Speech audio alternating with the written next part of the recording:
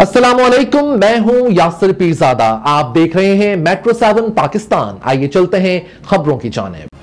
सरकारी बल्दियाती मुलाजमिन Sindh employees alliance के तहत पेंशन इस्लाहात की वापसी, DRA अलाउंस, रिटायरमेंट पर ग्रुप इंश्योरेंस की अदायगी के लिए कराची में वर्कर्स कन्वेंशन रैली 17 सितंबर को मकामी ऑडिटोरियम में होगा। कराची इजलास में फैसला।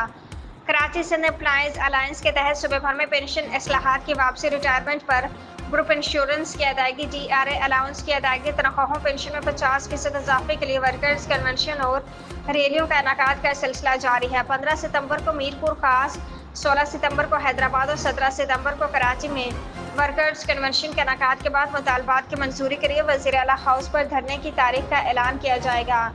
कराची के वर्कर्स कन्वेंशन के इंतजाम के लिए अलायंस का अहम इजलास गस्टा कराची के दफ्तर में हुआ, जिसमें all Pakistan local government workers federation के मरकजी चेयरमैन सैयद जुल्फकार शाह, गेस्टा के कराची डिवीजन के सदर एजाज अवान, पेटे अलिफ के अनवर बलोच, रेवन्यू डिपार्टमेंट कराची के सदर अशरफ अली खान, एपका के हाफिज अहमद अली गब्सा के गुलाम हैदर ब्रोही, सेप्सा के इम्तियाज कुरैशी के अलावा मुख्तलिफ मुलाजिम तंजीमों के ज़रिए अहदेदारों ने शिरकत की।